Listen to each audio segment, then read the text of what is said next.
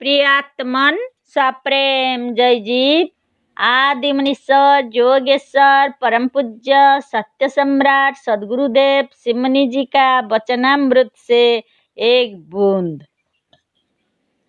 मनुष्य का सबसे बड़ा शत्रु मृत्यु है। मनुष्य जाति का सबसे बड़ा उपकार इसी को जीतने में है। प्राचीन काल के भी जिन जिन मनुष्यों ने इस मृत्यु को जीतने और इस संसार क्षेत्र में उसे परास्त करने का यत्न किया है, वे यद्यपि आज नहीं है और मर गए, पर हम लोगों को उनका कृतज्ञ होना चाहिए। कारण यह है कि उन लोगों ने इस लड़ाई के मैदान में मनुष्य जाति के सबसे बड़े शत्रु को परास्त करने और इसी तरह से अपनी मनुष्य जाति का बहुत बड़ा उपकार करने का यत्न किया था। मृत्यु को जीतने का प्रयत्न प्राचीन काल से हो रहा है। संसार में सबसे अधिक प्यारी वस्तु यदि सत्य सत्य कहा जाए तो अपनी जान है। इसके बाद में दूसरे नंबर में मनुष्य जाति का सोना बनाने का यत्न भी बहुत प्राचीन काल से हो रहा है। यत्न होता चला आया है, पर अभी तक सोना बन नहीं सका है। इस यत्नों के रास्ते में मनुष्य जाति ने जो विद्या लाभ की है, उस विद्या का नाम रसायन विद्या है। इस यत्नों से सोना तो अभी तक नहीं बना, पर इस यत्नों के रास्ते में जिस रसायन विद्या की प्राप्ति हुई, उससे मनुष्य जाति का सोना से भी अधिक उपकार हुआ। जैसे सोना बनाने के यत्न ने रसायन शास्त्र केमिस्ट्री की उत्पत्ति की, उसी तरह से मृत्यु को जीतने के प्रयत्न ने धर्म, संप्रदाय, मजहब और दर्शन शास्त्र, फिलोसफी को उत्पन्न किया। धर्म उपदेशकों ने देखा जब मृत्यु यहाँ पर दूर नहीं होती तो कहने लगे कि अमुक अमुक कार्य से परलोक में जाकर अमर हो जाएगा। अमर होने की इच्छा सबकी थी। देखा इस लोक में यदि अमर नहीं होते हैं तो जो धर्म और मजहब कम से कम परलोक में ही हमें अमर बनाने का वचन देता है, यही गनीमत है। तमाम मजहबी और धार्मिक ग्रंथों में इसी का नाम मुक्ति या मोक्ष रखा गया और यूरोपीय ईसाइयों ने इसी को इटर्नल लाइफ या सैल्वेशन कहा। मतलब यह था कि मुक्ति की इस अवस्था में पहुंचकर मनुष्य अमर हो जाता है या जन्म मरण के बंधन से मुक्त हो जाता है। संसार की सारी जनता ने किसी दूसरे साधन में अमृत तत्व की प्राप्ति ना देखकर विवश हो पादरियों, मुल्लाओं और धर्म उपदेशकों के इसी वचन से संतोष किया। बहुत ही प्राचीन काल के लोग तो साफ साफ मृत्यु को जीतने को ही मुक्ति मानते थे। इसी से प्राचीन पुस्तकों में साफ साफ ज्ञान द्वारा मृत्यु को जीत लेना ही मोक्ष माना है। रूते ज्ञानानो मुक्ति। यद्यपि इस समय लोग मुक्ति के वास्तविक अर्थ से दूर जा पड़े हैं, पर प्राचीन काल में मृत्यु के पाशा व बंधन से छूट जाना ही मुक्ति और मोक्ष का सच्चा रूप माना गया था। यही कारण है कि तमाम धर्म ग्रंथों में मुक्ति के लिए जो जो शब्द आए हैं, उनका अर्थ बंधन से छूट जाना है। सैल्वेशन और नजात का अर्थ भी यही है। मनुष्य को सबसे अधिक डर मृत्यु से है, अतः सबसे बड़ा बंधन भी यही है।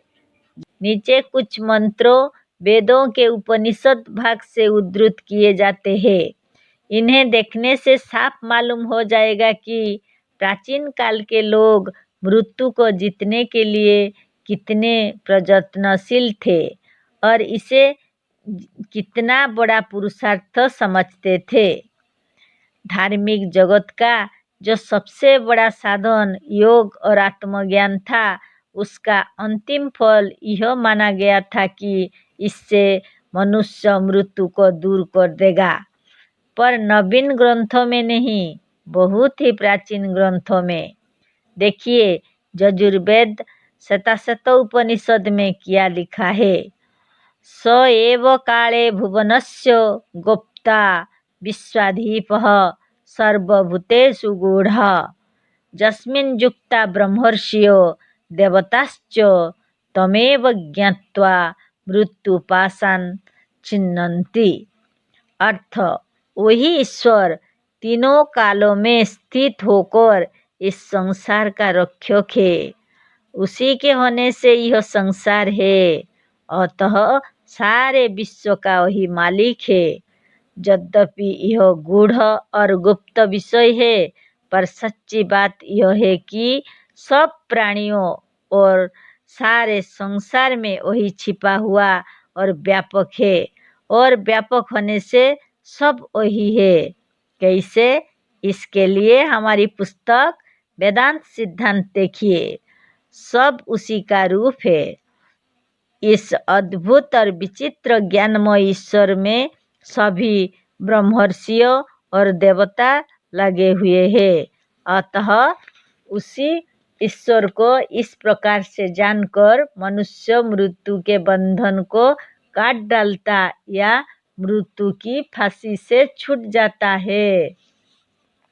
बात यह है कि जिस समय यह ज्ञान हो गया कि इस शरीर के रोम रोम में और अणु अणु में तथा सारे संसार में वही व्यापक है, जो अजर अमर अविनाशी निरोग निर्विकार निरंजन और निरामय है, तो फिर इसी शरीर में रोग कहाँ रहेगा, बुढ़ापा कहाँ रहेगा और मृत्यु कहाँ रह सकती है। इस शरीर के भीतर और बाहर सब वही अविनाशी व्यापक है, तो इस अविनाशी ब्रह्म के निकट सामने मृत्यु कैसे रह सकती है। संसार में यदि ब्रह्म और ईश्वर का अस्तित्व है, तो मृत्यु का अस्तित्व ही नहीं हो सकता और सचमुच नहीं है। मृत्यु तो मृत्यु है, वह स्वयं मर चुकी, उसका अस्तित्व ही नहीं है। उसका अस्तित्व अज्ञानियों के हृदय में है और वही मरते हैं। जल जब आग पर चढ़ाया जाता है तो गर्मी पाकर भाप बनकर उड़ जाता है। वास्तव में एक बिंदु भर भी जल का नाश नहीं होता। इसी तरह मनुष्य का सूक्ष्म शरीर ज्वर आदि की गर्मी पाकर स्थूल से अलग होकर सूक्ष्म लोक में उड़ जाता है, नाश नहीं होता। नाश किसी का नहीं होता। ईश्वर स्वयं अविनाशी है और उसके बनाए सभी अविनाशी है। संसार के किसी तत्व की मृत्यु नहीं होती, रूपांतर होता है। रूपांतर भी मनुष्य की कल्पना से होता है। मनुष्य अपना सच्चा स्वरूप ना जानकर मृत्यु को अपने से प्रबल मानकर भयवश रूपांतर को प्राप्त होता और इसी को मृत्यु कहता है।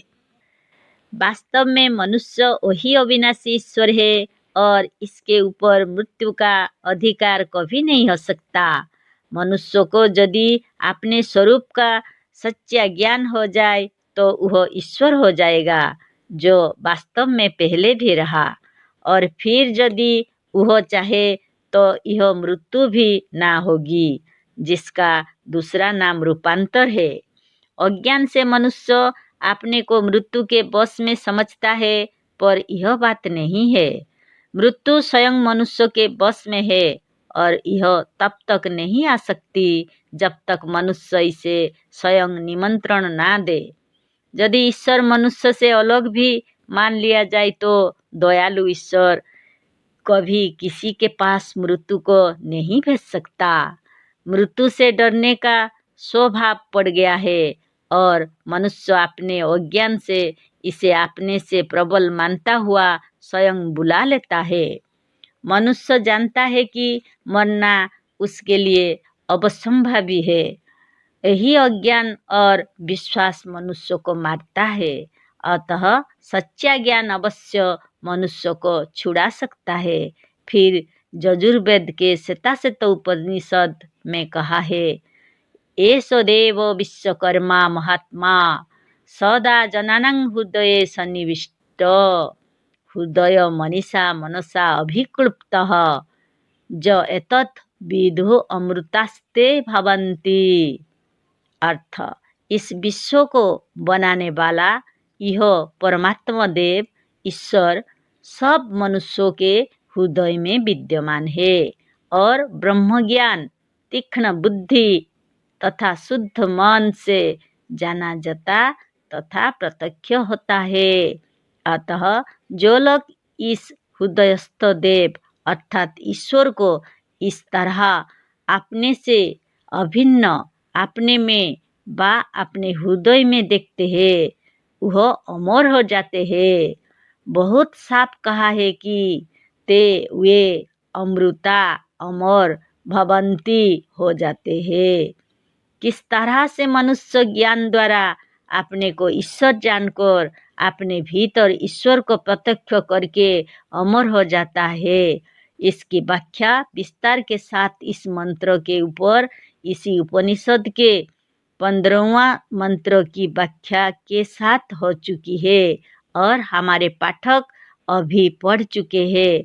इसीलिए फिर वही बात इस मंत्र के साथ दोहराने की आवश्यकता नहीं है।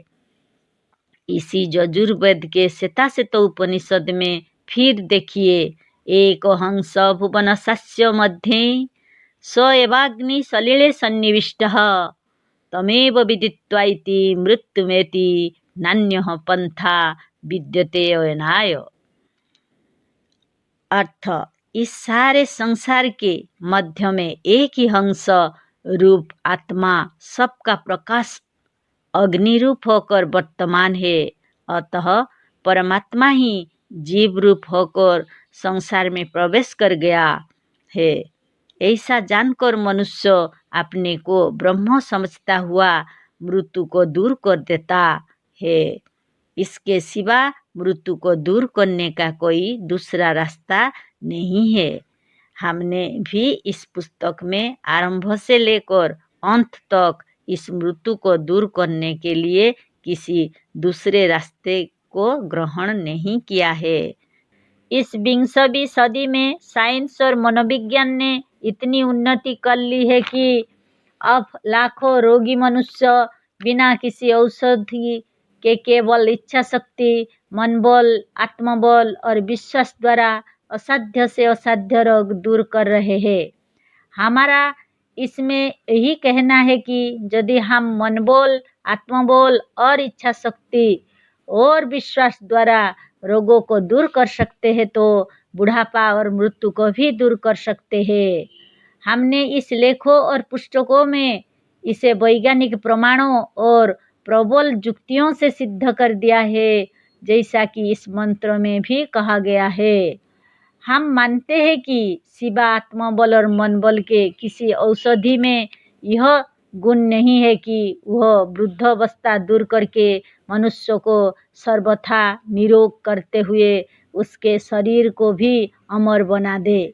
पर इस ज्ञान में आत्मबल, इच्छा शक्ति और मनबल में अवश्य वह शक्ति है जो मनुष्य के शरीर को बुढ़ापा, निर्बलता, रोग और कुरूपता से बचाकर अमर बना दे।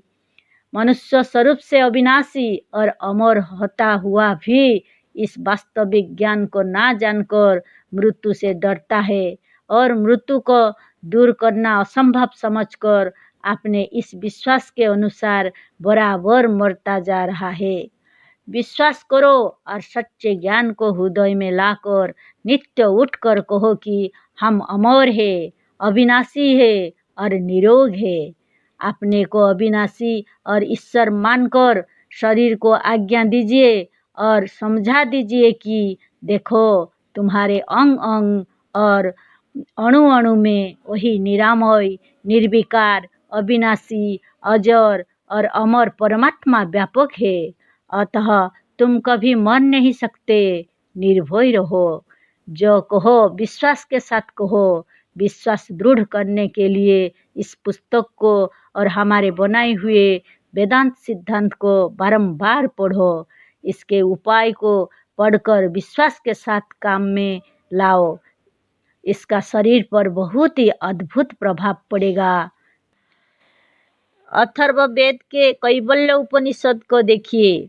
स एव सर्वं यद्भूतं यच्च भाव्यं सनातनं ज्ञात्वा तं मृत्युं तेति नान्यः पंथा विमुक्तये। अर्थ वही अनादि आत्मा, यह सब कुछ है। जो होने वाला है वह भी वही है और जो कुछ हो चुका है वह भी। इसी को जानकर मनुष्य मृत्यु से छूट सकता है। मुक्ति पाने का कोई दूसरा उपाय नहीं है। इस मंत्र में साफ साफ मृत्यु को दूर करने को ही मुक्ति माना है।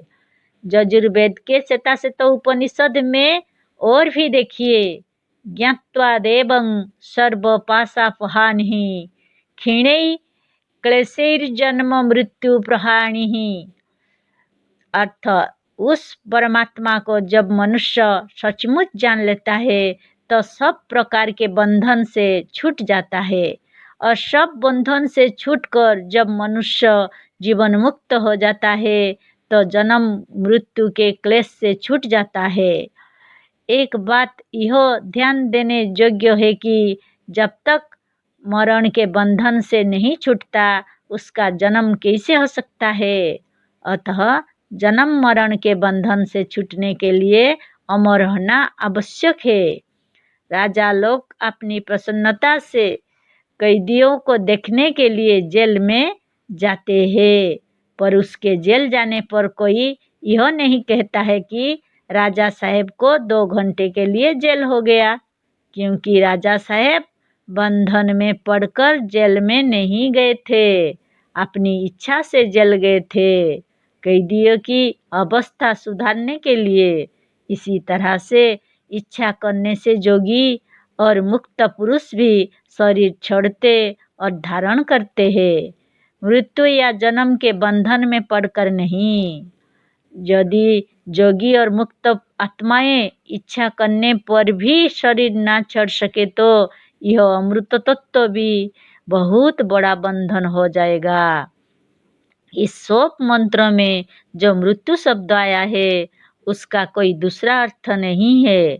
यजुर्वेद के इसी शताशत उपनिषद का पहला अध्याय निकालकर 12वां मंत्र देखिए। साफ कह दिया है, न तस्य रोगः न जरा न मृत्युः प्राप्तस्य जोगाग्निमयं शरीरम। अर्थ जिसका शरीर जोगाग्नि से व्याप्त है उसे ना रोग होगा, ना वो वृद्ध होगा और ना उसकी मृत्यु होगी। कितना साफ है। क्या यहाँ पर मृत्यु का कोई दूसरा अर्थ है? कदापि नहीं। योग साधन पर हमने एक स्वतंत्र ग्रंथ अलग ही लिखकर तैयार किया है। इसमें हमने योग द्वारा शरीर को सर्वदा युवा, निरोग, रूपवान, बलवान और अजर अमर बनाए रखने का उपाय लिखा है। उस ग्रंथों का नाम सचित्र योग साधन है। वेद शास्त्र और उपनिषद सभी ऐसे मंत्रों और वाक्यों से भरे पड़े हैं। उस समय के भक्तों ने परमात्मा से जगह जगह पर कहा भी है कि हमें मृत्यु से बचाओ। हमारे आयुर्वेद की उत्पत्ति भी वास्तव में मृत्यु से ही बचने के यत्न में हुई है। सब धर्मों में कुछ ऐसे लोग हैं जो अमर माने जाते हैं। धार्मिक ग्रंथों में मुख्य शब्द मृत्यु से ही बचने के लिए आया था। ऋषि मुनि सभी, यहाँ तो कि प्रत्येक मजहब और संप्रदाय के चलाने वालों ने इस मृत्यु को जीतने के लिए यत्न किया था और मनुष्य जाति का सबसे बड़ा शत्रु इसी को मानते थे। यत्न करने पर जब मृत्यु को जीतने का उपाय लोगों को नहीं मिला तो विवश होकर लोगों ने मुक्ति का अर्थ ही बदल दिया और अदृश्य परलोक के अनंत सुखों की भावना करके किसी तरह मन को संतोष देने लगे। अब भी यदि मृत्यु को जीतने का कोई उपाय मालूम हो जाए तो सारा संसार उसे अपनाने के लिए तैयार रहे। एक कठिनता अवश्य है कि लोगों को यह बात असंभव मालूम होती है और पहले से ही इसे असंभव समझकर ऐसे लेखों का पढ़ना ही व्यर्थ समझते हैं। इसकी क्या दवा हो सकती है? पढ़िए, इस लेख को पढ़ने से कुछ ना कुछ लाभ ही होगा, हानि नहीं। हम इस ज्ञान को केवल इसीलिए नहीं मानते हैं कि वेदों में लिखा है और पुराने लोगों का भी कहते हैं। जो बात सत्य है उसे पुराने लोगों माने या ना माने, वेद कहे या ना कहे, वह सत्य है। इस विषय में हमारे पास अनेक प्रमाण है। कुछ यहाँ पर इस अध्याय में कह दिया है और कुछ आगे कहेंगे। हमने पूर्ण रूप से विश्वास दिलाने और इसे साबित करने का यत्न किया है, क्योंकि बिना प्रमाण के इस पर विश्वास नहीं होगा और बिना विश्वास के संसार में कोई कार्य सफल नहीं हो सकता। इस पुस्तक के अंत में इस विषय पर वेद के और अनेक मंत्र प्रमाण के रूप में उपस्थित किए गए हैं। जय जीव।